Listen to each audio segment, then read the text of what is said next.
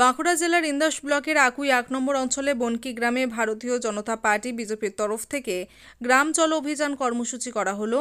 এই গ্রাম চলো কর্মসূচিতে উপস্থিত ছিলেন ইন্দাস ব্লকের বিজেপি বিধায়ক নির্মল কুমার ধারা। এছাড়া উপস্থিত ছিলেন বিষ্ণুপুর সাংগঠনিক জেলা সভার সভানেত্রী মামুন রায়। এছাড়া উপস্থিত ছিলেন ইন্দাস মন্ডল 2 এর সভাপতি মিলন মাঝি থেকে শুরু করে বিজেপি কর্মীবৃন্দরা।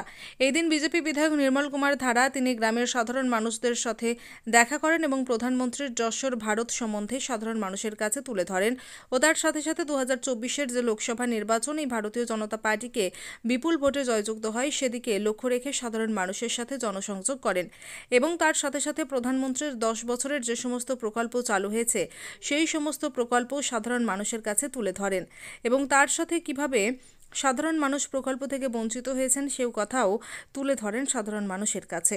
অবশেষে সাংবাদিকদের ক্যামেরার মুখোমুখি হয়ে কি বললেন বিজেপি বিধায়ক নির্মল কুমার ধারা শুনে নেব। ইন্দাস থেকে সৌরভ মজুমদারের সাথে অভিজিৎ সরকারের রিপোর্ট, বাংলা এমজি নিউজ। কাজকর্ম করেছে এবং রাজ্য সরকার দ্বারা আপনারা কীভাবে বঞ্চিত হয়েছে বুঝতে পেরেছেন।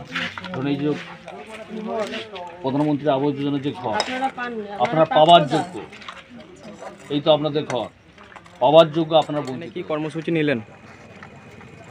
আজ আকুই 1 নম্বর অঞ্চলের বনকি গ্রামে গ্রাম চলো অভিযান কর্মসূচি করা হলো।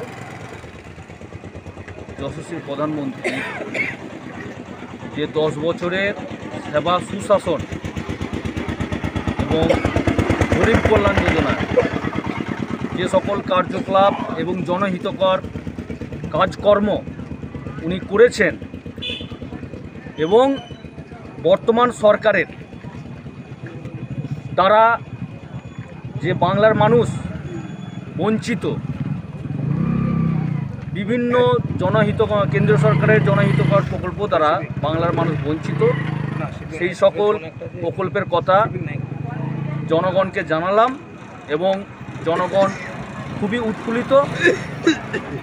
এবং যে সামনে যে লোকসভা নির্বাচন, সেই লোকসভা নির্বাচনে ওনারা ভারতীয় জনতা পার্টিকে বিপুলভাবে আশীর্বাদ করবেন, এই কথা ওনারা বারবার বলছেন। এবং আর একটা কথা বিশেষভাবে ওনারা বলছেন যে সামনে যে পঞ্চায়েত গেল সেই পঞ্চায়েতে তারা ভোটাধিকার প্রয়োগ থেকে বঞ্চিত হয়েছেন এবং ওনাদিকে ভোটাধিকার প্রয়োগ করতে দেয়া হয়নি এই তৃণমূলী গুন্ডাদের দ্বারা।